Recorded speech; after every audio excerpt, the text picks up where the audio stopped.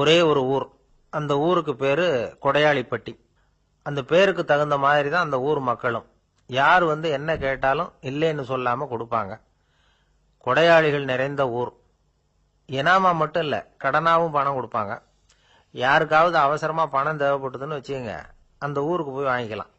பத்திரம் தேவையில்லை, சாட்சி தேவையில்லை, ஜாமீன் தேவையில்லை, எந்த உத்தரவாதமும் கேட்காம பணம் கொடுத்துருவாங்க. நம்மால் ஒருத்தனுக்கு பணம் தேவைப்பட்டது. சொந்த பந்தம்லாம் கேட்டு பார்த்தா யாரும் கொடுக்கற வழியா தெரியல.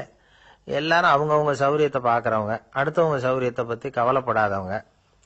இவன் எல்லாரையும் கேட்டு பார்த்துட்டு சோர்ந்து போய் உக்காந்துட்டான். அந்த நேரம் தான் கொடையாளிப்பட்டியை பத்தி கேள்விப்பட்டான். அப்படி ஒரு ஊர் இருக்கிறது தெரிஞ்சதும் அந்த ஊருக்கு வழி கேட்டுக்கிட்டு ஒரு நாள் புறப்பட்டு போனான். வயல்காட்டு வழியா போக வேண்டியிருந்தது. மெதுவா நடந்து ஊர் எல்லைக்கு வந்துட்டான். ரெண்டு பக்கமும் விவசாய வேலைகள் மும்முரமா நடந்துகிட்டு இருக்குது. ஏர் உழுதுகிட்டு இருக்கிறாங்க. அப்ப அங்க ஒரு ஆளை பாம்பு கடிச்சுட்டுது. பக்கத்துல வேலை செஞ்சுக்கிட்டு இருந்தவங்க ஓடி வந்தாங்க. அவசரமா செய்ய வேண்டிய முதல் உதவியெல்லாம் செஞ்சு பார்த்தாங்க. பலன் இல்லை. அந்த ஆள் செத்து போட்டான். அவன் செத்து விட்டான்னு தெரிஞ்சதும் அவனை தூக்கி வரப்பு மேல போட்டுட்டு எல்லாரும் அவங்கவுங்க வேலையை கவனிக்க ஆரம்பிச்சிட்டாங்க. அங்க ஒரு ஆளு இவனை பார்த்து சொன்னான், ஐயா, நீங்க போற வழியில இவன் சொந்தக்காரன் இவனுக்கு சோறு கொண்டுகிட்டு வருவான். இவன் இங்க செத்துட்டான்னு அவன்கிட்ட சொல்லிவிடுங்க அப்படின்னா. இவனுக்கு ரொம்ப ஆச்சரியம். என்னடா இது, பாம்பு கடிச்சுட்டுதுன்னதும் பதறி அடிச்சுக்கிட்டு ஓடி வந்தாங்க, செத்துட்டான்னதும் பேசாம தூக்கி போட்டுட்டு போயிட்டாங்க அப்படின்னு நினைச்சுக்கிட்டே நடந்து போறான். எதிரில் சோறு கொண்டுகிட்டு ஒரு ஆள் வந்தான். இவன் விவரத்தை சொன்னான்.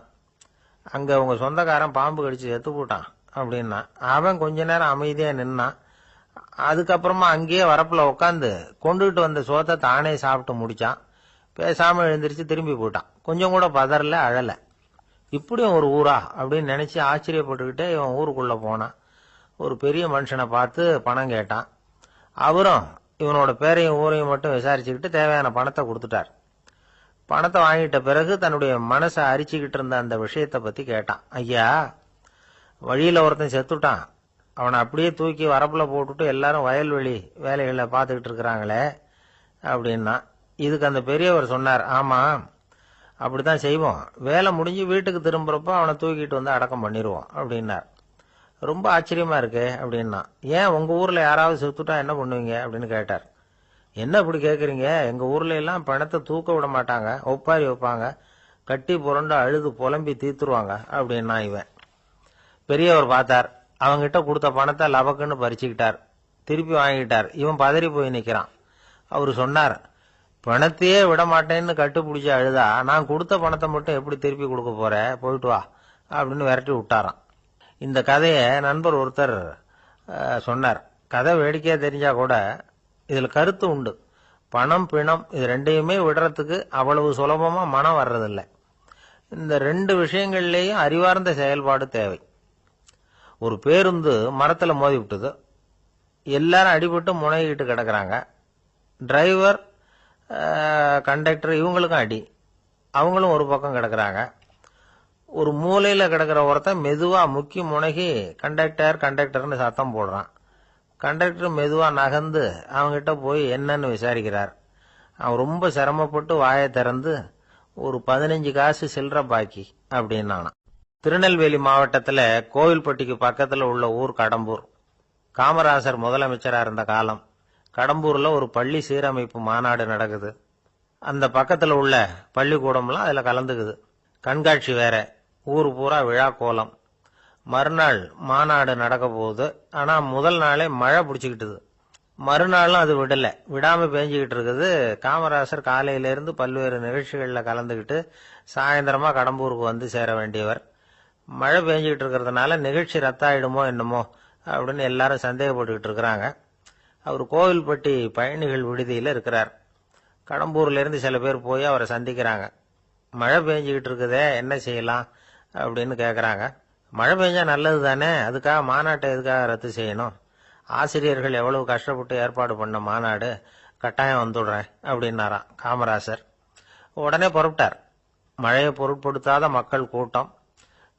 அது கலையாம காத்துக்கிட்டு இருக்கிறாங்க அவ்வளவு பேரும். தலைவர் வந்துட்டார்னு தெரிஞ்சது ஜனங்களுக்கு ஏகப்பட்ட உற்சாகம். ஜனங்கள் அவ்வளவு உற்சாகமா வரவேற்றாங்க. மாநாடு ஆரம்பமாச்சு. மலர் மாலைகள், மலை மாதிரி குவிய ஆரம்பிச்சுட்டுது. வரிசையா ஒவ்வொரு கல்வி நிலையம் சார்பாகவும் வரவேற்பு பத்திரம் வாசிச்சு கொடுக்கறாங்க. என்ன வாசிக்கிறாங்கிறத காமராசர் கூர்ந்து கவனிக்கிறார். ஏகப்பட்ட புகழ் மொழிகள், ரொம்ப பாராட்டி புகழ்ந்து என்னென்னமோ வாசிச்சுக்கிட்டு இருக்கிறாங்க. கொடை வள்ளலே, குணக்குன்றே, மலையே, கடலே, இப்படி தமிழ் மொழியில பாராட்டுறதுக்கு எத்தனை வார்த்தைகள் உண்டோ அத்தனையும் அதுல சேர்த்துருக்கிறாங்க. காமராசர் பொறுமை இழந்துட்டார். போதும் போதும், உங்க எல்லாரையும் பார்த்து 2 வார்த்தை பேசிவிட்டு போறதுக்காக தான் நான் வந்திருக்கிறேன். எல்லாரும் மழையில சிரமப்பட்டு நின்றுட்டு இருக்கிறீங்க, இப்படி என்ன புகழ்ந்து படிச்சுக்கிட்டே இருந்தா எப்படி அப்படின்னாராம். அதுக்கப்புறம் பேசி முடிச்சிருக்கிறார். மாநாட்டு நிகழ்ச்சிகள் முடிஞ்சதும் இன்னொரு நிகழ்ச்சியில கலந்துக்கிறதுக்காக புறப்பட்டாராம். ஒரு திறந்த ஜீப்ல அவரை ஊர்வலமா அழைச்சிக்கிட்டு போயிருக்கிறாங்க. தெருவில் 2 பக்கமும் ஏகப்பட்ட கூட்டம். அங்கங்க ஜீப்பை நிறுத்தி ரோஜா மாலை, ஜருக மாலை இப்படி போட்டுக்கிட்டே இருக்கிறாங்க. அதையெல்லாம் அப்படி அப்படியே வாங்கி அங்கங்க நின்றுகிட்டு இருந்த குழந்தைகள்கிட்டையும் தாய்மார்கள்கிட்டையும் கொடுத்துக்கிட்டே போறார். அந்த சமயத்துல கூட்டத்துக்கு அப்பால ஒரு பெரியவர் கையில ஒரு மல்லிகை சரத்தோட நின்றுட்டு இருக்கிறார். அவரால் முண்டி அடிச்சுக்கிட்டு முன்னால வர முடியல. காமராசர் இதை கவனிக்கிறார். அவ்வளவுதான், உடனே நிறுத்தப்பா வண்டிய அப்படிங்கிறார். ஜீப்பு நிக்குது. டிரைவரை பார்த்து, அதோ பார், அங்க ஒருத்தர் நிக்கிறார் பார், அவரை இங்க அழைச்சிட்டு வா அப்படின்னாராம். கூட்டம் வழி விடுது. அந்த பெரியவரை கிட்டத்துல அழைச்சிட்டு வர்றாங்க. காமராசர் அவரை பார்த்து, வாங்க வாங்க, நல்லா இருக்கீங்களா அப்படின்னு சத்தம் போட்டு உற்சாகமா விசாரிக்கிறாராம். பெரியவர் கண்கள்ல கண்ணீர், பேச்சு வரல. மல்லிகை சரத்தை அவருக்கு போடுறார். கொஞ்ச நேரம் அவர்கிட்ட பொறுமையா பேசிக்கிட்டு இருந்துட்டு அவரை அனுப்பி வைக்கிறார் காமராசர்.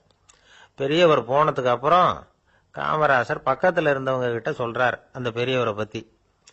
அந்த காலத்துல ரொம்ப கஷ்டப்பட்டவர் இவரு, ஜெயிலுக்கு போனவர் அப்படின்னு ரொம்ப உருக்கமா நெகிழ்ந்து போய் சொல்றார். இதுல ஒரு விஷயத்த கவனிங்க. தன்னை புகழ்ந்து படிக்கப்பட்ட வாழ்த்து மடலை படிக்க வேணாம்னு தடுத்து நிறுத்தினார்.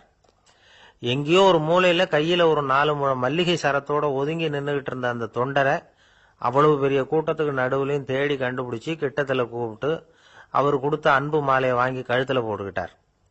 அதுதான் காமராசர். தோல்விகள் கூட அவரை கொஞ்சம் கூட பாதிச்சதில்லை. ஒரு பொது தேர்தலில் அவர் தோத்து போறார். தொண்டர்கள்லாம் அழறாங்க. அதுல ஒருத்தர் மெதுவா காமராசர் கிட்ட போய், என்ன தலைவரே, நீங்க கூட தோத்து போயிட்டீங்களே அப்படின்னு கலக்கமா சொல்லி இருக்கிறார். அதுக்கு காமராசர், நான் கூட தோத்து போறதுக்கு பேர் தான்ப்பா ஜனநாயகம் அப்படின்னாராம். ஆபீஸ்ல வேலை பார்க்கிற ஒருத்தர் வந்தார். பேசாம ஒரு 10 நாள் லீவ் போட்டுடலாமா பாக்குறேன் அப்படின்னார். ஏன்னு கேட்டோம். என்னுடைய மேலதிகாரி ஒரு முசுடு சார், அவர்கிட்ட வேலை பார்க்கறது ரொம்ப கஷ்டமா இருக்குது அப்படின்னார். ஆபீஸ்ல வேலை பார்க்கறவங்க எல்லாம் ஒரு விஷயத்த நல்லா ஞாபகத்துல வச்சுக்கணும். மேலதிகாரிங்கிறவர் ஒரு பெரிய மகான் இல்ல, அவரும் ஒரு மானிட பிறவிதான். சராசரி மனுஷனுக்குள்ள பலம் பலவீனம் 2ம் அவருக்கும் உண்டு. அதனால அவரை கொஞ்சம் அனுசரிச்சு போறதுக்கு பழகிறது தான் நல்லது. மேலதிகாரிகள்ல பல வகை உண்டு. அதுல முக்கியமா 3 வகை. அதுல ஒரு வகை எப்படி தெரியுமா? உங்களை ஒரு வேலை செய்யற மெஷினா மட்டுமே நினைக்கக்கூடிய வகை. இவங்கெல்லாம் எப்படின்னா, எங்கேயாவது வெளியூர் போயிருந்தா கூட அங்கிருந்து போன் பண்ணுவாங்க, அந்த வேலை என்னாச்சு, இந்த வேலை என்னாச்சு அப்படின்னு. இவங்களுக்கெல்லாம் உங்க நலனை பத்தியோ உங்க குடும்பத்தை பத்தியோ அக்கறை இருக்காது. நீங்க சொல்ற யோசனை எதுவும் இவங்க கிட்ட எடுபடாது. கொடுத்த வேலையை பாரு, நீ எனக்கு புத்தி சொல்ல வேணாம் அப்படிம்பாங்க. இவங்களை அனுசரிச்சு போறதுக்கு ஒரே வழி, இவங்க எதை சொன்னாலும் சரின்னு சொல்லிவிட்டு வேலையை கவனிக்க வேண்டியதுதான். இவங்க கிட்ட வேற எந்த கேள்வியும் கேட்டுக்கிட்டு இருக்கக்கூடாது. ஆமா சாமி போடுறது கௌரவ குறைச்சல் இல்ல, அது ஒரு அலுவலக சௌகரியம், அவ்வளவுதான். இன்னொரு வகையான மேலதிகாரிகள் எப்படி தெரியுமா? இவங்கெல்லாம் ஆபீஸ் வேலையை பத்தி அதிகமா கவலைப்பட்டுக்கிட்டு இருக்க மாட்டாங்க. தங்களுடைய சொந்த இமேஜ் பாதிக்கப்படக்கூடாதுங்கிறதுலயே கவனமா இருப்பாங்க. இவங்கெல்லாம் அடிக்கடி உங்க நலனை விசாரிப்பாங்க. அதே மாதிரி நீங்களும் அவரை விசாரிக்கணும்னு எதிர்பார்ப்பாங்க. இந்த ரக அதிகாரிகளுக்கெல்லாம் புது வருட வாழ்த்து அனுப்பலாம், பிறந்த நாள் வாழ்த்து அனுப்பலாம். அவருக்கு எங்கேயாவது ஒரு பாராட்டு விழா நடந்தா முதல் வரிசையில போய் உட்காந்து உங்க முகத்தை காட்டலாம். ஆபீஸ் வேலையை மட்டுமே பார்க்கிற பணியாளர்கள் இது மாதிரி அதிகாரிகள் கிட்ட நல்ல பேர் வாங்க முடியாது. இன்னொரு வகையான மேலதிகாரிகள் உண்டு. அவங்க எப்படின்னா, ஆபீஸ் வேலையை பத்தியும் கவலைப்பட மாட்டாங்க, தனக்கு கீழே வேலை பார்க்கறவங்கள பத்தியும் கவலைப்பட மாட்டாங்க. எக்காரணம் கொண்டும் தன்னுடைய பொசிஷனுக்கு ஆபத்து வந்துடக்கூடாதுன்னு நினைக்கக்கூடியவங்க இவங்க. இவங்களால கடுமையான வேலை செய்யவும் முடியாது, தீர்மானிக்கவும் முடியாது. எந்த முடிவையும் எடுக்காம அப்படியே தள்ளி போட்டுக்கிட்டே போடுவாங்க எல்லாத்தையும். இதனால என்ன ஆகும்னா, இவருக்கு கீழே வேலை பார்க்கிற உங்களுக்கு பொறுப்பு அதிகமாயிடும். இவங்க கிட்ட போய் பிரச்சனையை மட்டும் சொல்லி பிரயோஜனம் இல்லை, அதுக்கான முடிவுகளை நீங்களே சொல்லணும். அப்பதான் இது மாதிரி அதிகாரிகள் கிட்ட நல்ல பேர் வாங்கலாம். அட்லீஸ்ட் கெட்ட பேர் வாங்காமலாவது காலம் தள்ளலாம். ஆபீஸ்ல வேலை பார்க்கறவங்க முக்கியமா சில விஷயங்களை ஞாபகத்துல வச்சுக்கணும். ஆபீஸ்ல நடக்கிற நல்லது கெட்டது எதுவா இருந்தாலும் உடனடியா மேலதிகாரி கிட்ட தெரிவிக்கிறது நல்லது. மூன்றாவது மனிதர் மூலமா அதை அவர் தெரிஞ்சுக்கிறது அவ்வளவு நல்லது இல்லை. எந்த மேல் அதிகாரியுமே தான் இந்த சர்பாஸ் செய்யப்படுறத விரும்புறதில்லை. அதனால அவருக்கு தெரியாம மேலிடத்துக்கு மணி எழுதி போடக்கூடாது. அப்படி எழுதி போடுறவங்க சில பேர் இருக்கிறாங்க. நீங்களும் உங்க மேலதிகாரியும் தொழில் ரீதியா ஒரே படிப்பு படிச்சவரா இருக்கலாம். அப்படி இருந்ததுன்னா அட்ஜஸ்ட் பண்ணி போறது கொஞ்சம் கஷ்டம்தான். இதை மனசுல வச்சுக்கிட்டு நடந்துக்கணும். உங்களுக்கும் அவருக்கும் அபிப்பிராய பேதமா, அது அவருக்கும் உங்களுக்கும் உள்ள தனிப்பட்ட பிரச்சனை. அதை விளம்பரப்படுத்திட்டு இருக்க கூடாது. அது அவருடைய கோபத்தை கிளறும். உங்க மேலதிகாரி உங்க கூட படிச்சவரா இருக்கலாம். அதுக்காக அவர் எல்லாருக்கும் முன்னாடி அடைய கிச்சாமி எப்படிடா இருக்க அப்படின்லாம் கேட்டுக்கிட்டு இருக்க கூடாது. பொதுவா யாரும் அதை விரும்புறதில்லை. இவ்வளவையும் உங்க மனசுல வச்சுக்கிட்டு கொஞ்சம் சாமர்த்தியமா நடந்துகிட்டீங்கன்னா ஆபீஸ் உங்களுக்கு அவஸ்தையா இருக்காது, ஆனந்தமா இருக்கும். ஒரு மேலதிகாரி தன்கிட்ட வேலை பார்க்கிற ஒருத்தரை பத்தி ரொம்ப பெருமையா சொன்னாராம். எங்க ஆபீஸ்ல எவ்வளவோ பேர் வேலை பார்க்கறாங்க. எல்லாரும் தினமும் ஏதாவது பிரச்சனைகளை சொல்லிட்டு இருப்பாங்க.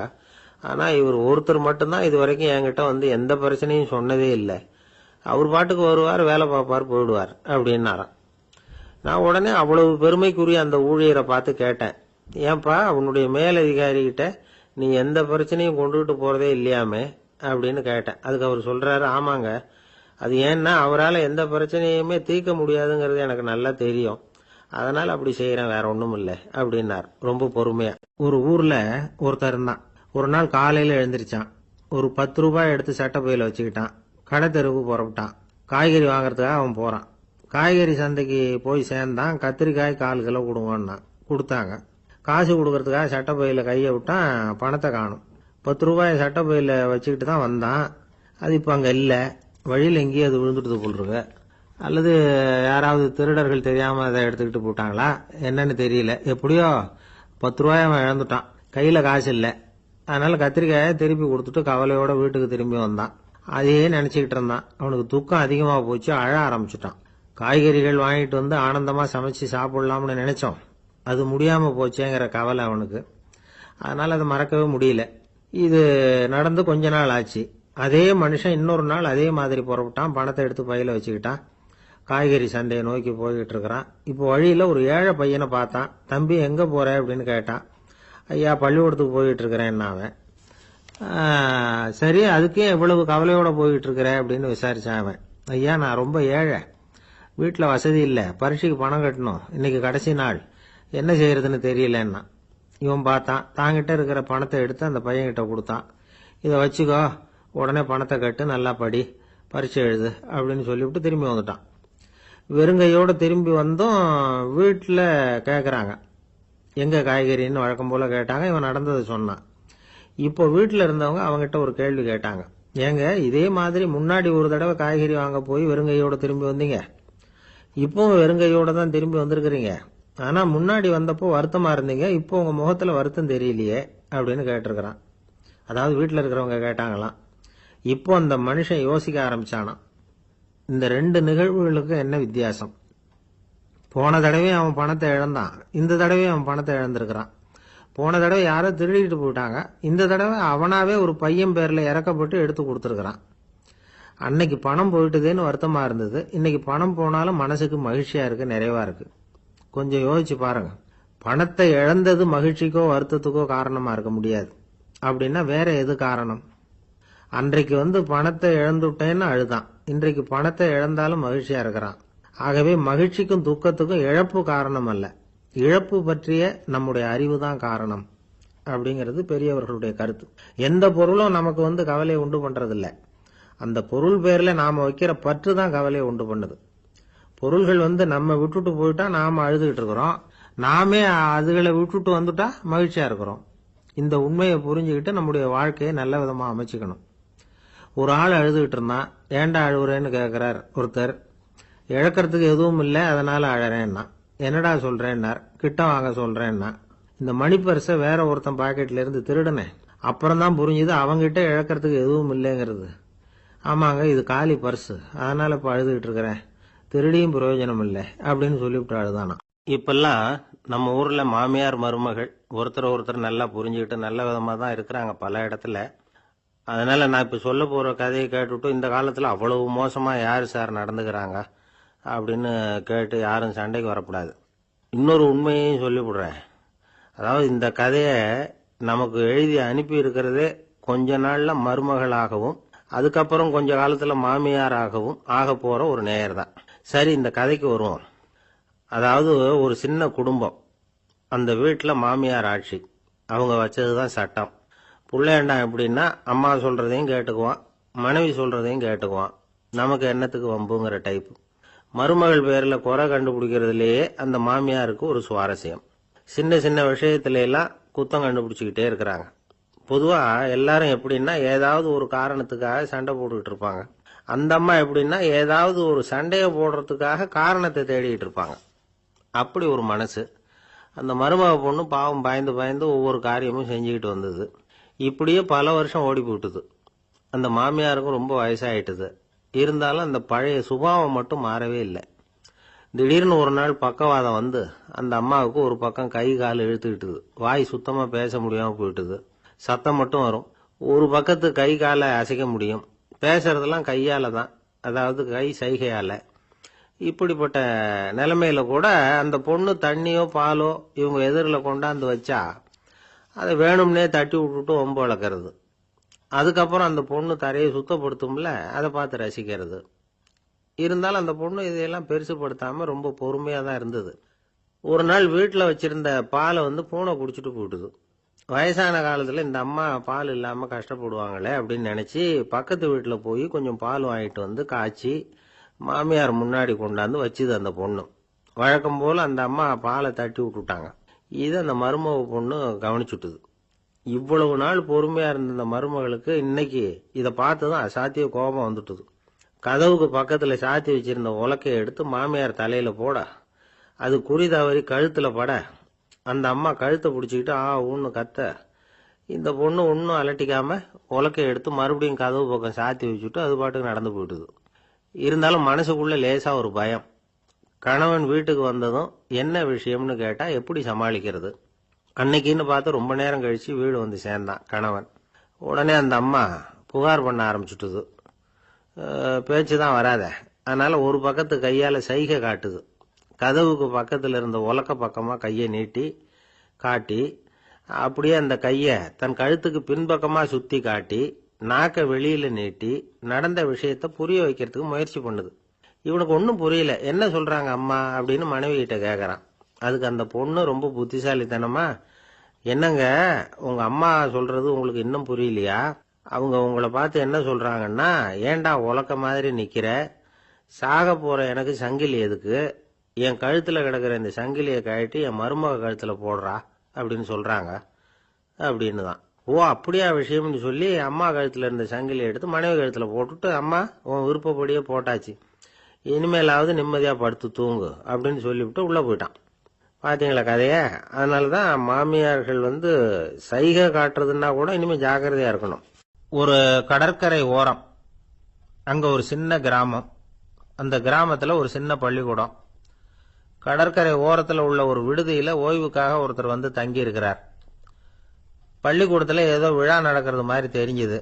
உடனே அவர் அந்த பக்கமா வந்தார். இங்க என்ன நடக்குதுன்னு விசாரிச்சார். பள்ளி ஆண்டு விழா நடக்குதுன்னாங்க. உடனே போனார். கண்காட்சி ஒன்று வச்சிருந்தாங்க. உள்ள போய் பார்த்தார்.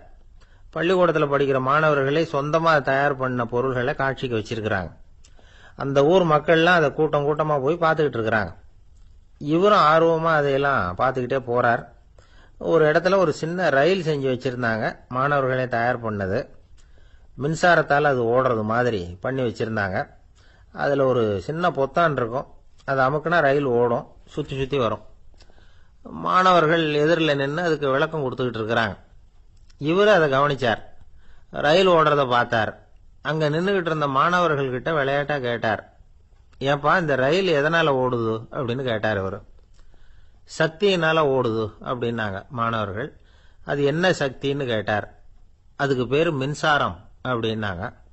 சரி, நீங்க மின்சாரத்தை பார்த்துருக்கிறீங்களா அப்படின்னார். நாங்க பார்த்தது இல்லைங்க, ஆனா இதை செய்யறதுக்கு எங்களுக்கு உதவி பண்ண ஆசிரியர் ஒரு பட்டதாரி, ஒரு காலம் அவர் பார்த்துருக்கலாம் அப்படின்னாங்க. அவர் எங்கே இருக்காருன்னு கேட்டார். இதோ அழைச்சிட்டு வர்றோம்னு ஓடினாங்க. அவர் அழைச்சிட்டு வந்தாங்க. அவர்கிட்ட ஒரு பெரியவர் கேட்டார், மின்சாரத்தை நீங்கள் பார்த்துருக்குறீங்களா அப்படின்னு. மின்சாரத்தை பார்க்கறதாவது நான் பார்த்ததே இல்லை. நான் பார்த்தது அது செயல்படுற விதத்தை தான். அது விளக்க எரிய வைக்குது, ரயிலை ஓட வைக்குது, இது மாதிரி எத்தனையோ எந்திரங்களை செயல்பட வைக்குது. ஆனால் உண்மையிலேயே அது என்னன்னு எனக்கு தெரியாது. ஒருவேளை இந்த பள்ளிக்கூடத்து தலைமை ஆசிரியருக்கு தெரிஞ்சிருக்கலாம், ஏன்னா அவர் ஒரு மேல்நிலை பட்டதாரி அப்படின்னாராம் அவர். சரின்னு போய் தலைமை ஆசிரியரை கூப்பிட்டுக்கிட்டு வந்தாங்க. அவர்கிட்டையும் இதே கேள்வி கேட்டாராம் அவர். மன்னிக்கணும், இந்த கேள்வி இதுவரைக்கும் யாரும் என்கிட்ட கேட்டதில்லை. சக்தியை யாரும் பார்க்க முடியாது, ஆனா அது செயல்படும் விதத்தை தான் பார்க்க முடியும் அப்படின்னாராம் அவர். இப்போ இதுவரைக்கும் கேட்டுக்கிட்டு இருந்த பெரியவர் சிரிச்சார். சிரிச்சுட்டு சொன்னாராம், சரி அதுக்காக ஒன்றும் கவலைப்படாதீங்க, என்னுடைய பெயர் தாமஸ் ஆல்வா எடிசன் அப்படின்னாராம். இதை கேட்டதும் அங்க இருந்தவங்களுக்கெல்லாம் அதிர்ச்சி, ஆச்சரியம். என்னது, நீங்க தானா எடிசன்? நீங்க எவ்வளவு மின்சார கருவிகளை உண்டாக்கி இருக்கிறீங்க, நீங்களா இந்த கேள்வியை கேட்டது அப்படின்னாங்களாம். ஆமா, நான் தான் கேட்கிறேன், ஏன்னா நானே மின்சாரத்தை பார்த்தது கிடையாது அப்படின்னாராம் அவர். அன்புங்கிறது இப்படிப்பட்டது தாங்கிறார் ஓஷோ. அன்புங்கிறது நம்ம உடற்கூறு அமைப்பில் இல்லை, அது நம்ம உடம்புல உள்ள சுத்த சக்தியின் வெளிப்பாடு. அதை உணரத்தான் முடியுமே தவிர பார்க்க முடியாது. அன்பே உன்னை நான் என் இருதயத்தில் வச்சிருக்கிறேன் அப்படின்னு எல்லாம் சொல்லுவான். இதெல்லாம் சும்மா. இது டாக்டர்கள் சொல்ற இருதயம் கிடையாது. அது ரத்தத்தை தள்ளுகிற ஒரு கருவி, அவ்வளவுதான். ஞானிகள் சொல்லுகிற இதயம் வேற, அது கண்ணுக்கு புலப்படாத ஒரு சக்தி. என்னுடைய இதயம் ரொம்ப விசாலமானது சார் அப்படின்னார் ஒருத்தர். அப்படிங்களான்னு ரொம்ப மரியாதையா, ஆமாங்க டாக்டர் அப்படிதான் சொல்றார், கொஞ்சம் வீங்கி போய் பெருசா இருக்குதான் அப்படின்னார். ஒரு ஊர்ல ஒரு புகழ்பெற்ற பத்திரிகையாளர் இருந்தார். அவர் ஒரு நாள் திடீர்னு இறந்து போயிட்டார். அதுக்கப்புறம் நேரா சொர்க்கத்துக்கு போனார். சொர்க்கத்தின் வாசல்ல நின்றுகிட்டு இருந்த ஒருத்தர் அவரை தடுத்தார். இத பாரு, ஏற்கனவே இங்க 12 பத்திரிகையாளர்கள் இருக்கிறாங்க, அவங்களுக்கே இங்க வேலை இல்லை. அதுக்கு என்ன காரணம்னா, சொர்க்கத்துல திடுக்கிடும் செய்திகள்லாம் ஒன்றும் கிடையாது, அப்படி என்ன இருக்க போகுது இங்க எல்லாம் அது ஒழுங்கா நடந்துகிட்டு இருக்கும். எல்லாம் ஒழுங்கா நடந்தா பத்திரிகைகளுக்கு சுவாரஸ்யமான கொலை கொள்ளை தீ வைப்பு இது மாதிரி எதுவும் இங்க இல்லை. ஏற்கனவே இங்க இருக்கிறவங்க எல்லாரும் மரத்தடியில் உட்காந்துக்கிட்டு தியானம் பண்ணிட்டு இருக்கிறாங்க. அந்த ஒரே செய்தி தான் தினமும் இங்க வந்துகிட்டு இருக்குது. அதை படிக்கிறதுக்கே இங்க ஆள் கிடையாது. அதனால நான் என்ன சொல்றேன்னா, நீ பேசாம நரகத்துக்கே போயிடு. அங்க எவ்வளவோ நிகழ்ச்சிகள் நடந்துகிட்டு இருக்கு, அங்கதான் அதிகமான பத்திரிகையாளர்கள் தேவைப்படுறாங்க, அங்க உனக்கு நிறைய வேலை இருக்கும், அதை செய்யறதில்ல நீயும் மகிழ்ச்சியா இருக்கலாம் அப்படின்னு சொன்னாராம். அங்க அந்த சொர்க்கத்தின் வாசல்ல நின்றுகிட்டு இருந்தவர். இந்த பத்திரிகையாளர் அங்கேயே நின்று கொஞ்சம் யோசனை பண்ணார். இவருக்கு சொர்க்கத்திலே இருக்கணும்னு தான் ஆசை. அதனால மெதுவா அவர்கிட்ட பேசினாராம், ஐயா என்ன ஒரு 24 மணி நேரம் இங்க உள்ள இருக்கிறதுக்கு அனுமதி கொடுங்க. இங்க இருக்கிற பல பத்திரிகையாளர்களை எனக்கு தெரியும், அவங்கள சில பேரை சமாதானப்படுத்தி மெதுவா பேசி நரகத்துக்கு அனுப்பி வச்சுடுறேன். நான் இங்க இருந்துக்கிறேன், உங்க கணக்குப்படி 12 பேருக்கு மேல இங்க தாண்டாது, அப்படி பாத்துக்கிறேன் அப்படின்னாராம். அவரும் யோசனை பண்ணி பார்த்துட்டு, சரி அப்படியே உனக்கு அனுமதி கொடுக்குறேன், ஆனா ஒரு விஷயம், 24 மணி நேரம் தான் அனுமதி, அதுக்குள்ள எல்லாம் நடக்கணும் அப்படின்னு இருக்கார். சரின்னு சொல்லிவிட்டு இந்த பத்திரிகையாளர் உள்ள போனார். யோசனை பண்ணார், திட்டம் போட்டு ஒரு பொருளையை கிளப்பி விட்டார். சக பத்திரிகையாளர்கள் எல்லாம் கூப்பிட்டு சொன்னாராம், இத பாருங்க, நரகத்துல ஒரு பெரிய தினசரி பேப்பரை கொண்டுகிட்டு வர்றதுக்காக திட்டம் போட்டுக்கிட்டு இருக்காங்க. அதுக்கு பல அதிகாரிகள் தேவைப்படுறாங்க, நிறைய சம்பளம் கிடைக்கும், யார் யாரெல்லாம் நரகத்துக்கு போக ஆசைப்படுறாங்களோ அவங்க எல்லாம் போகலாம் அப்படின்னு ஒரு பொருளையை கிளப்பி விட்டார். 24 மணி நேரம் கழிச்சு வாசல் பக்கம் போனார். அங்க இருந்தவர்கிட்ட எத்தனை பேர் வெளியேறினாங்கன்னு விசாரிச்சாராம். அப்போ அவரு இவரை, நீ வெளியே போகக்கூடாது, முதல்ல உள்ளதான் இருக்கணும் அப்படின்னு தடுத்தாராம். அப்புறம் சொன்னாராம், நீ சொன்ன செய்தியை கேட்டதும் இங்க இருந்த எல்லா பத்திரிகையாளர்களுமே நரகத்துக்கு போயிட்டாங்கப்பா, உள்ள யாருமே இல்ல, அதனால நீ உள்ளே இருக்கலாம் அப்படின்னாராம். இதை கேட்டதும் இந்த பத்திரிகையாளரே குழம்பி போயிட்டார். ஒருவேளை உண்மையிலேயே நரகத்துல புதுசா பத்திரிகை ஏதாவது ஆரம்பிக்க போறாங்களோ அப்படின்னு அவரே நினைக்க ஆரம்பிச்சுட்டாராம். அப்புறம் சொன்னாராம், ஐயா என்னை விட்டுருங்க, நான் நரகத்துக்கே போயிடுறேன், அங்க ஏதோ விசேஷம் இருக்கணும் அப்படின்னாராம். இல்லைன்னா இத்தனை பேரும் ஒட்டு மொத்தமா அங்க போறதுக்கு சான்ஸே இல்லை, என்ன தடுக்காதீங்கன்னு கெஞ்ச ஆரம்பிச்சுட்டாராம். மத்தவங்க நம்பணுங்கிறதுக்காக ஒரு புரளியை கிளப்பி விட்டார். கடைசியில தானே அந்த புரளிக்கு ஆளாயிட்டார். அதாவது பிறரை ஏமாற்றிய அவரது மனம் கடைசியில் அவரையே ஏமாத்த ஆரம்பிச்சுட்டு பாருங்க. நீங்க இப்படி அடுத்தவங்களை ஏமாத்துறதுக்கு உங்க மனசை பழக்கப்படுத்துறீங்க. ஆனா கடைசியில் அதனால நீங்களே ஏமாற்றப்படுகிறீர்கள் அப்படிங்கிறது பெரியவர்களுடைய புத்திமதி. அதனால உங்க மனசுகிட்ட ரொம்ப எச்சரிக்கையா இருங்கோ அப்படிங்கிறாங்க. நம்ம ஆளுங்க அங்க போய் என்ன சொல்லுவாங்கன்னா, இத பாரு அங்க போவாத இங்க போவாதன்னு பயமுறுத்துறது உண்டு. சில பேர் அங்க பேய் இருக்குது பிசாசு இருக்கு அப்படின்னு பொருளைய கிளப்பி விடுறது உண்டு. இருட்டு நேரம் காட்டு வழியா ஒருத்தன் போயிட்டு இருக்கிறான். அங்க பேய் பிசாசு நடமாட்டம் இருக்கிறதாக வதந்தி. இவன் பயந்துகிட்டே வேகமா போறான். காடு முடிஞ்சு மெயின் ரோட்டுக்கு வந்து சேர்ந்தான்.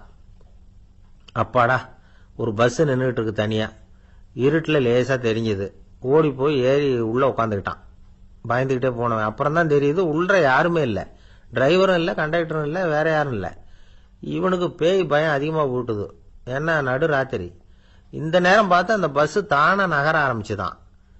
இவனுக்கு இன்னும் பயம் அதிகமா போட்டுது. ஏன்னா டிரைவர் சீட்டு காலியா இருக்கு, பஸ் நகருது. இவன் உடம்பு பூரா நடுங்க ஆரம்பிச்சுட்டுது. வீல்னு கத்தலாமான்னு பார்த்தான். அந்த நேரம் பார்த்து அவன் தோல்ல ஒரு கை விழுந்துதான். திடுக்கிட்டு திரும்பி பார்த்திருக்கிறான். அங்க டிரைவர் நிக்கிறார். அவரு சொன்னாராம், ஏன்பா ஏற்கனவே பஸ் பிரேக் டவுன், நாங்கெல்லாம் பின்னாடி இறங்கி நின்று தள்ளிட்டு இருக்கிறோம், நீ மட்டும் ஜாலியா ஏறி உக்காந்துக்கிட்டியா, இறங்கி வந்து தள்ளப்பா அப்படின்னாராம். இருட்ட கண்டா பயம் உண்டாவதே அது ஏன்? இப்படி ஒரு கேள்வியை ஒரு பெரியவர்கிட்ட கேட்டாங்க. அதுக்கு அவர் பதில் சொல்றார், மனிதனுடைய ஆதிகால வாழ்க்கையில தொற்றிக்கொண்ட பயம் இது வேரூன்றி இருக்குது, இன்னமும் போகல. 50,000 வருஷங்களுக்கு முன்னாடி மனுஷன் குகைகள்ல வாழ்ந்தான். பகல்ல பயம் இருக்காது, ராத்திரியில மிருகங்கள் தாக்கும் கொல்லும், நிம்மதியா தூங்க கூட முடியாது. அதனால இந்த மனுஷனுக்கு இரவுன்னா மரணம் பயம் அப்படின்னு பழகி போச்சு. மனிதர்களுடைய எல்லா மனசையும் சேர்த்து மொத்தமா ஒரு மனசு உண்டு. மனிதர்களுடைய நினைவு இந்த மொத்த மனசுல பதிஞ்சிருக்கு, பரவுது. இந்த மொத்த மனசுல இருட்டு பற்றிய பயம் பதிந்து நீடிக்குது அப்படிங்கிறார் அவர். இந்த காலத்துல இரவை பகலாக்கிறதுக்கு எவ்வளவு விளக்குகள்லாம் வந்தாச்சு. ராத்திரியிலேயும் மிருகங்கள் தாக்குங்கிற நிலைமை இல்ல. பாதுகாப்பான வீடுகள் விலங்குகளும் விலகி போயிட்டு, விலங்குகள்லாம் விலகி போயிட்டு, வீடுகளும் பாதுகாப்பா இருக்குது. சரி, இருந்தாலும் அந்த பழங்கால பயம் இருட்டு பயம் இன்னமும் மனுஷனை விட்டு போகல. இன்னொரு விஷயம் என்னன்னா, இருட்டுல இருந்து வெளிச்சத்துக்கு வராத மனிதர்கள் இன்னைக்கு அதிகம். ஒரு ஆளு ஆத்துக்கு மீன் பிடிக்கிறதுக்காக போனான். இன்னும் விடியல. அதுக்குள்ள வலையை எடுத்துட்டு கிளம்பி போயிட்டான். வெளிச்சம் வர்றதுக்கு முன்னாடியே போய் சேர்ந்துட்டான். விடியற வரைக்கும் என்ன பண்றது, சும்மா கரையிலேயே உட்காந்து காலாட்டிட்டு இருக்கிறான். காலில் ஏதோ ஒரு சின்ன மூட்டை தட்டுப்பட்டது. இருட்டுல அது என்னன்னு சரியா தெரியல. மூட்டைக்குள்ள சின்ன சின்ன கல்லா நிறைஞ்சி இருக்குது. சும்மா பொழுது போகணுமேங்கிறதுக்காக இவன் அந்த மூட்டைக்குள்ள இருந்து ஒவ்வொரு கல்லா எடுத்து ஆத்துல வீசிக்கிட்டு இருக்கிறான். விடியற வரைக்கும் வேற வேலை இல்லைங்கிறதுனால எப்படி செஞ்சுக்கிட்டே உட்காந்துருக்கிறான். கிழக்க மெதுவா வெளிச்சம் தெரிய ஆரம்பிச்சது. பொழுது விடியறதுக்கான அறிகுறி.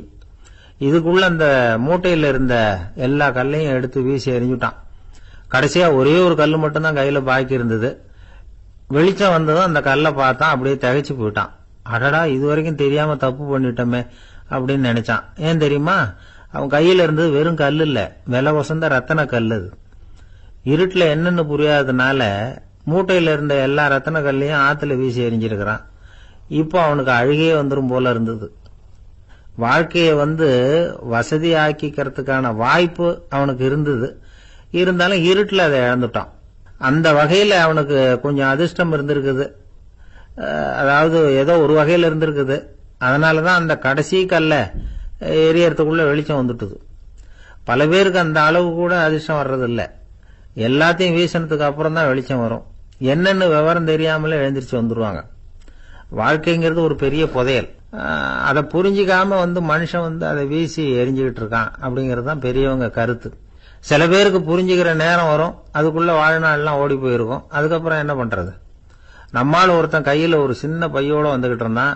பை உள்ள ஏகப்பட்ட நகைகள் ரத்தன கல் எல்லாம் இருக்கு. வந்துகிட்டு இருந்தவன் திடீர்னு அந்த பைய அப்படியே ஒரு குளத்துல வீசி எறிஞ்சுட்டான். மகான்கள் தான் இப்படி பற்று இல்லாம இருப்பாங்க. என்னங்க இது, விலை மதிப்புள்ள அந்த பைய இப்படி குளத்துல வீசி எறிஞ்சுட்டீங்களே, இதுக்கு என்ன அர்த்தம் அப்படின்னு கேட்டார் அவன் கூட வந்தவர். அவன் மெதுவா இவர் காதோட காதா சொல்றான். ஒரு போலீஸ்காரர் பின்னாடி வந்துகிட்டு இருக்கிறார். அவர் போனதுக்கு அப்புறம் இதை எடுத்துக்குவேன் அப்படிங்கிறான். அந்த ஆளுக்கு பேச தெரியாது, அவர்கிட்ட கொஞ்சம் எச்சரிக்கையா நடந்துக்கோ அப்படின்னு சொல்றது உண்டு. அப்படின்னா என்ன அர்த்தம்? அவர் இன்னமும் குழந்தையாவே இருக்கிறாரு, இன்னும் பேச்சு வரலன்னு அர்த்தம்? அப்படி இல்ல, அவருக்கு நாகரிகமா பேச தெரியலன்னு அர்த்தம். பேசுறதுங்கிறது மனுஷனால மட்டுமே முடியக்கூடிய ஒரு காரியம்.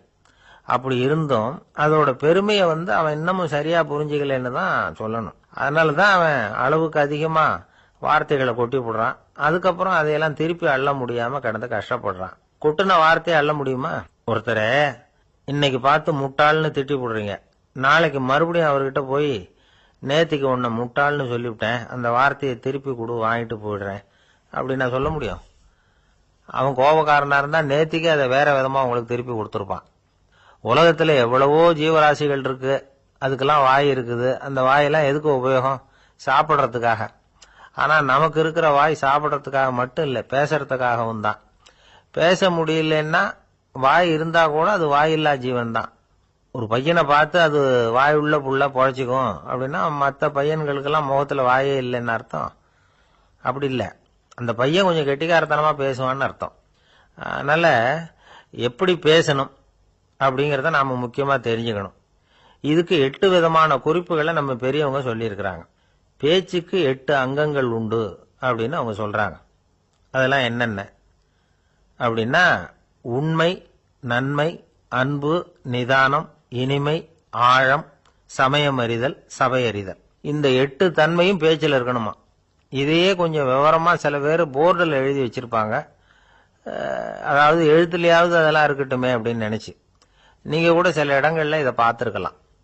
அதாவது உண்மையே பேசுக, நன்மையே பேசுக, அன்பாக பேசுக, நிதானமாக பேசுக, இனிமையாக பேசுக, ஆழமுடையதாக பேசுக, சமயமறிந்து பேசுக, சபையறிந்து பேசுக, இப்படி எழுதி வச்சிருப்பாங்க. இந்த 8 அம்சமும் சரியா பொருந்தி இருந்தாதான் அது பேச்சு.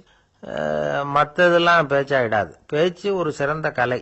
எல்லாத்தையும் விட பேசாம இருந்தும் பழகணும், அது ரொம்ப முக்கியம். உண்மையே பேசணும். சத்தியத்துக்கு மதிப்பு கொடுக்கறவங்கள தான் சரித்திரம் மதிக்கும். உண்மை பேசினா மட்டும் போதாது, அந்த உண்மையில நன்மை கலந்துருக்கணும். கொலைகாரனுக்கு பயந்துகிட்டு ஒருத்தன் உங்க வீட்டுக்குள்ள ஒளிஞ்சிருக்கிறான். அந்த முரட்டு ஆசாமி கையில அரிவாளோட அவன் இங்க வந்தானான்னு உங்ககிட்ட கேட்கறான்னு வச்சுங்க. உண்மைதான் உயர்வு தரும் அப்படின்னு நினைச்சுக்கிட்டு, ஆமா உள்ளதான் இருக்கிறான், அடுப்பங்கரையில குதிருக்கு பின்னாடி உட்காந்துருக்கிறான், போய் பிடிச்சிட்டு போங்க அப்படின்னு சொல்லுவீங்க? அது நன்மை இல்லாத உண்மை. அதனால பிரயோஜனம் கிடையாது. அதே மாதிரி உங்க பேச்சில் அன்பு இருக்கணும், நிதானம் இருக்கணும், இனிமை இருக்கணும், சிந்தித்து பேசணும். சமயம் அறிந்து பேசுறதும் முக்கியம். அதை பத்தி நமக்கு வேற யாரும் சொல்லிக் கொடுக்க வேண்டியதில்லை. எந்த நேரத்துல யாருக்கிட்ட எப்படி பேசினா காரியம் நடக்கும் அப்படிங்கிறது நமக்கு நல்லா தெரியும். அது கைவந்த கலை. அவையறிந்து பேசுற திறமை பேச்சாளர்களுக்கு ரொம்ப அவசியம். அது இல்லைன்னா நிலைமை பரிதாபமாயிடும். ஒரு பேச்சாளர் ரொம்ப மும்முரமா பேசிக்கிட்டே இருந்தாராம். ரொம்ப நேரம் நிறுத்தவே இல்லை, பேசிக்கிட்டே இருக்கிறார். சபையில் இருந்தவங்க எல்லாம் ஒவ்வொருத்தரா எழுந்திரிச்சு போய்கிட்டே இருக்கிறாங்க. கடைசியில 2 பேர் தான் அக்கறையா பேசுறவரை கவனிச்சுட்டு உட்காந்துருந்தாங்களாம். மேடையில பேசிக்கிட்டு இருந்தவர் அவங்கள பார்த்து சொன்னாராம், எனக்கு கூட்டம் முக்கியம் இல்ல, எவ்வளவு பேர் என் பேச்சை கேட்கறாங்க அப்படிங்கறது முக்கியம் இல்ல. நீங்க 2 பேராவது ஊக்கமா என்ன கவனிச்சுக்கிட்டு உட்காந்துருக்கிறீங்க, அது போதும். உங்களுக்காகவே நான் பேசிக்கிட்டு இருக்கிறேன் அப்படின்னார். இதை கேட்டதும் உட்கார்ந்திருந்த 2 பேர்ல ஒருத்தர் எழுந்திருச்சு, அப்படி இல்லைங்க, நாங்க 2 பேரும் நீங்க பேசி முடிச்ச உடனே தொடர்ந்து பேச வேண்டிய ஆளுங்க, அதுக்காக தான் காத்துக்கிட்டு இருக்கிறோம், சீக்கிரம் முடிங்க அப்படின்னாங்களாம். ஒரு ஊர்ல ஒரு துறவி இருந்தார், புத்த சமய துறவி. அந்த ஊர் மன்னன் அவரை பத்தி கேள்விப்பட்டிருக்கான். ஒரு நாள் புறப்பட்டு போனா, துறவியின் பாதங்களை தொட்டு வணங்கினான். அதுக்கப்புறம் சொன்னான், ஐயா, நான் உங்களை அரண்மனைக்கு அழைச்சிட்டு போறதுக்காக வந்திருக்கிறேன், இனிமே நீங்க இங்க எதுக்கு இருக்கணும் அப்படின்னானா. அவன் மனசுக்குள்ள என்ன நினைப்புன்னா, இவர் எங்க வர போறாரு, நான் ரொம்ப எளிமையானவன், எனக்கு எதுக்கு அரண்மனை வாசம்னு சொல்லி விடுவார் அப்படின்னு நினைச்சிருக்கான். ஆனா அந்த துறவி என்ன பண்ணாரு தெரியுமா? அப்படியா, சரி போகலாம், வா, போய் உன் ரதத்தை கொண்டுட்டு வா, அரண்மனைக்கு போகும்பொழுது அதுக்கு தகுந்த மாதிரி ஆடம்பரமா போகணும் அப்படின்னு விட்டாரான். துறவி இப்படி சொன்னதும் அந்த மன்னனுக்கு மனசுக்குள்ள சந்தேகம் வந்துட்டுது. இவர் உண்மையிலேயே துறவி தானா, ஏமாத்து பேர் வழி மாதிரி தெரியுதே அப்படின்னு நினைச்சிருக்கான். இருந்தாலும் இனிமே என்ன பண்றது, சொல்லியாச்சு. ரதத்தை கொண்டுட்டு வந்தான். துறவி ஏறி உட்கார்ந்தார். பக்கத்துல ராஜா, அவரு ரொம்ப உற்சாகமா வரார், இவன் ரொம்ப சோர்ந்து போய் வரான். துறவி மரத்தடியிலேயே வாழ்ந்து பழக்கப்பட்டவர், அரண்மனையில எளிமையா ஒரு இடத்துல உட்காந்துக்குவார் அப்படின்னு நினைச்சான். ஆனா அப்படி இல்ல. அரண்மனைக்கு வந்த உடனே அந்த துறவி அதை கொண்டுட்டு வா இதை கொண்டுட்டு வான்னு சொல்லி உத்தரவு போட ஆரம்பிச்சுட்டார். அரண்மனையில இருந்தா அரசன மாதிரி இருக்கணும் அப்படிங்கிறார். ராத்திரி பூரா சௌரியமா தூங்கினார். பகல்ல அரண்மனை தோட்டத்துல உலாவ வேண்டியது, நீச்சல் குளத்துல குளிக்க வேண்டியது, இப்படியே பொழுது போக்கிட்டு இருக்கிறார். அந்த அரண்மனையில துறவி மகிழ்ச்சியா இருக்கிறார். மன்னனால அப்படி இருக்க முடியல. அவருக்கு எந்த கவலையும் இல்ல, இவனுக்கு அரசாங்க கவலைகள்.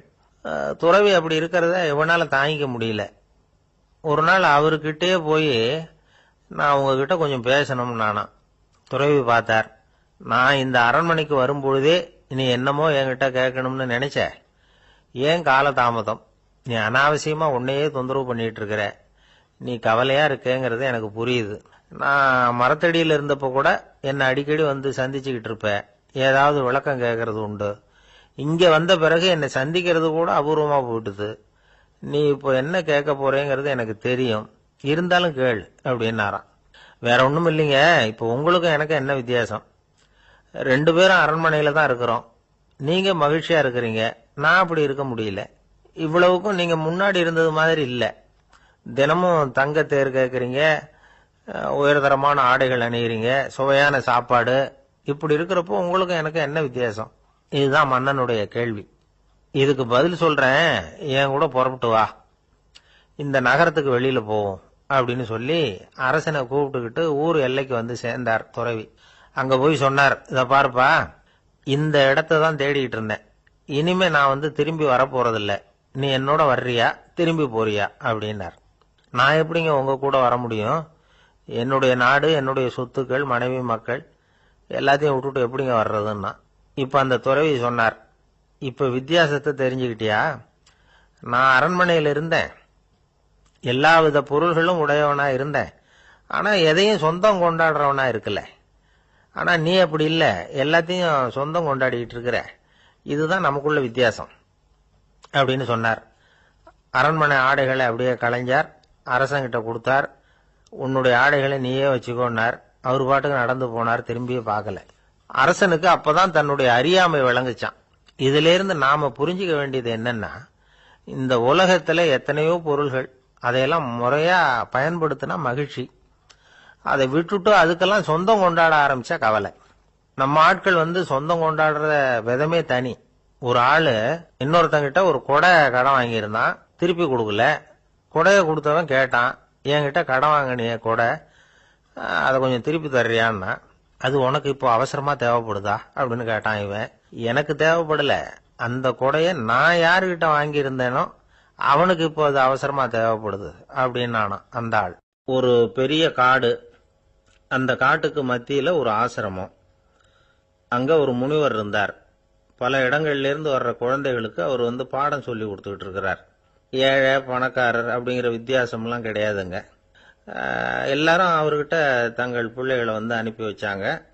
மன்னர்களுடைய பிள்ளைங்க கூட அங்க அவர்கிட்ட தான் படிக்கிறதுக்கு வருவாங்க. ஆனா அந்த முனிவரை பொறுத்த வரைக்கும் எல்லா பிள்ளைங்களும் ஒண்ணுதான். இது யார் வீட்டு பிள்ளைன்னு எல்லாம் பார்க்க மாட்டார், எல்லாரும் சமம். மாணவர்கள்லாம் அங்கேயே மாச கணக்குல வருஷ கணக்குல தங்கி இருந்து பாடம் கத்துக்கிட்டு போறது வழக்கம். அவரா பார்த்து போன்னு சொல்ற வரைக்கும் அங்கேயே இருக்கணும், படிக்கணும். குருகுல வாசம். ஒரு சமயம் ஒரு ராஜகுமாரனும் அவர்கிட்ட படிச்சுக்கிட்டு இருந்தான். அவனுக்கு ஒரு 15 வயசு இருக்கும். சில வருஷம் கழிச்சு அந்த முனிவர் தன்கிட்ட இருக்கிற மாணவர்களுக்கெல்லாம் பரீட்சை வச்சார். அவங்களுடைய அறிவு முதிர்ச்சியை கணிக்கிறதுக்காக பல சோதனைகள்லாம் வச்சார். ஒவ்வொருத்தரா பார்த்து, இனிமே நீங்க உங்க வீட்டுக்கு போகலாம் அப்படின்னு சொல்லி அனுப்பி வச்சுக்கிட்டு இருக்கிறார். எல்லாரும் போயிட்டாங்க. கடைசியா மிஞ்சி இருந்தது ஒரே ஒரு மாணவன். அவனை மட்டும் வீட்டுக்கு அனுப்பல. யார் அந்த பையன் தெரியுமா? அவன்தான் அந்த ராஜகுமாரன். ராஜகுமாரனுடைய தந்தைக்கு, அதுதான் இந்த ராஜாவுக்கு, அங்க வயசு ஏறிக்கிட்டே போகுது. என்ன இது, படிக்க போன பையன் இன்னும் திரும்பி வரலையே அப்படின்னு நினைச்சார். வந்துட்டா சீக்கிரமா அவனுக்கு பட்டம் கட்டிவிட்டு நாம விலகிக்கலாமே அப்படின்னு நினைச்சாரு. கல்யாணம் வேற பண்ணி பார்க்கணும் பையனுக்கு. ஆனா பையன் வர்ற வழியை காணும். ராஜா பார்த்தார். சரி, நேர்லயே போய் என்னன்னு தெரிஞ்சிட்டு வந்துருவோம் அப்படின்னு காட்டுக்கு புறப்பட்டார். அங்க போய் முனிவரை பார்த்தார். முனிவர் இவரை அன்பா வரவேற்று உட்கார வச்சார். அதுக்கப்புறம் ராஜா மெதுவா, எல்லாரையும் வீட்டுக்கு அனுப்பி வச்சுட்டீங்களாமே, ஏன் புள்ளைய மட்டும் அப்படின்னு சொல்லி மெதுவா இழுத்தார். முனிவர் இதுக்கு உடனே பதில் சொல்லல. ராஜாவை கூப்பிட்டுட்டு போய் விருந்தினர் குடிசையில தங்க வச்சார். அதுக்கப்புறம் சொன்னார், உங்க மகன் எல்லா பாடங்கள்லயும் முதல் இடம் வாங்கியிருக்கான். இப்படி முதலாவதா வர்ற மாணவனுக்கு நாங்க இன்னொரு தேர்வு வைக்கிறது வழக்கம். அதுலயும் அவன் முதலாவதா வந்துட்டான்னா அவன் ஒரு பெரிய வித்வான் அப்படிங்கிற கௌரவத்தை அடைஞ்சிருவான் அப்படின்னார். அதாவது முனிவர் அப்படி சொல்றார். அப்படி சொல்லிவிட்டு போயிட்டார் அவரு. ராஜா அங்கேயே தங்கிட்டார். ராத்திரி படுத்து தூங்கினார். காலையில எழுந்திருச்சு அந்த குடிசைக்கு வெளியில வந்தார் பல்லு விளக்கறதுக்காக. அந்த சமயத்துல தூரத்துல ஒருத்தன் ஒரு கையில கோடாலிய வச்சுக்கிட்டு தலையில ஒரு பெரிய விறகு கட்டை சுமந்துக்கிட்டு வந்துகிட்டு இருக்கிறது மாதிரி தெரிஞ்சது. யாராவது விறகு வெட்டியா இருக்கும் அப்படின்னு நினைச்சார் ராஜா. கிட்ட வந்ததும் உத்து பாக்குறாரு. பார்த்தா அது தன்னோட புள்ள. திகைச்சு போயிட்டார். என்ன இது, ஒரு ராஜகுமாரனை கூட இது மாதிரி வேலையெல்லாம் செய்ய சொல்றாங்களே அப்படின்னு நினைச்சார். ராஜகுமாரன் விறகு கட்டை கொண்டுகிட்டு போய் கொல்லை பக்கம் வச்சான். அந்த சமயம் முனிவர் அங்க வந்தார். என்ன மகனே, விறகு வெட்டிட்டு வந்துட்டியா? சரி, இப்போ ஒரு துடைப்பத்தை எடுத்துக்கோ, விருந்தினர் குடிசையின் வாசல் பக்கத்தை கூட்டி பெருக்கி சுத்தம் பண்ணு போ அப்படின்னார். அப்படியே செய்யறேன் குருவே அப்படின்னு சொல்லிவிட்டு போனான். சுத்தம் பண்ண ஆரம்பிச்சுட்டான். ராஜா பார்த்தார் இத. உடனே ஓடியாந்தார். மகனே, என்ன காரியம் பண்ற? துடப்பத்தை கீழே போடுனார். இப்ப அந்த ராஜகுமாரன் சொல்றான், தந்தையே, இது என்னுடைய குருதேவரோட உத்தரவு. இங்க நான் ஒரு மாணவன். இங்க அரசனும் ஒண்ணுதான், ஆண்டியும் ஒண்ணுதான். குருதேவர் சொல்றத மறுக்காம செய்யறது தான் எங்க கடமை அப்படின்னா. இந்த சமயம் முனிவர் அங்க வந்தார். இவனை முதுகுல தட்டி கொடுத்தார். அப்புறம் ராஜா கிட்ட சொன்னார், அரசே, உங்க புள்ள எங்க கடைசி தேர்வுலையும் வெற்றி பெற்றுட்டான். பணிவுதான் மாணவர்களின் மிக உயர்ந்த குணம். குருநாதர் சொல்றது மனசுக்கு பிடிக்கலன்னா கூட மறுக்காம செய்யணும். அப்படி செய்யறதுனால எதை செய்யலாம் எதை செய்யக்கூடாது அப்படிங்கிற விவேகம் அவங்களுக்கு வந்துடும். செய்யக்கூடாதத கூட பெரியவங்க சொல்லிவிட்டா செஞ்சுதான் ஆகணும் அப்படிங்கிற பணிவு அவங்களுக்கு வந்துடும். இந்த குணம் வந்துட்டுதுன்னா அவங்க எத்தனை கடினமான வேலையா இருந்தா கூட ரொம்ப சுலபமா செஞ்சு முடிச்சிருவாங்க. தூக்கத்திலேயும் அப்புறம் துக்கத்திலேயும் தோண்டு போட மாட்டாங்க. இந்த பணிவும் விவேகமும் அவங்க கிட்ட மன உறுதியை ஏற்படுத்தும். அந்த உறுதி உங்க பையனுக்கு வந்தாச்சு. இனிமே அவனை நீங்க அழைச்சிட்டு போகலாம். அவன் நிச்சயமா பேரும் புகழும் பெறுவான் அப்படின்னாரு. ராஜா அவரை பார்த்து, குருதேவா, புரிஞ்சுக்கிட்டேன், என்ன மன்னிக்கணும் அப்படின்னாரு. அதுக்கப்புறம் மகனை அழைச்சிக்கிட்டு நாட்டுக்கு திரும்பி வந்துட்டார். இந்த கதைய இன்று ஒரு தகவல்ல சொல்லுங்க சார், உங்க நிகழ்ச்சியில சொல்லுங்க சார் அப்படின்னு சொல்லி மாணவர்கள் கேட்டா பணிவா இருக்கிறது எப்படி அப்படிங்கறத புரிஞ்சுக்குவாங்க அப்படின்னு சொன்னார் ஒருத்தர். சரி சொல்லுவோம், அதுக்கு முன்னாடி நேர்லயே ஒரு பையன்கிட்ட சொல்லி பார்க்கலாமே அப்படின்னு தோணுச்சு. உடனே ஒரு பையனை கூப்பிட்டோம். ஏன்பா, உங்க வாத்தியார் உனக்கு இது மாதிரி ஒரு பரீட்சை வச்சா என்ன பண்ணுவேன் அப்படின்னு கேட்டோம். நானும் அப்படிதான் சார் நடந்துக்குவேன். விறகு வெட்டுவேன், தொடப்பத்தினால கூட்டி சுத்தம் பண்ணுவேன், உடனே செஞ்சு முடிச்சிருவேன் சார் அப்படின்னா. பலே பரவாயில்லையே அப்படின்னோம். ஆமா சார், அப்படி செஞ்சாதானே வீட்டுக்கு அனுப்புவார், இல்லைன்னா இன்னொரு வருஷம் இங்கே இருந்து படின்னு சொல்லி விடுவாரு, அதனால அப்படி செய்வேன் அப்படிங்கிறான் அந்த பையன்.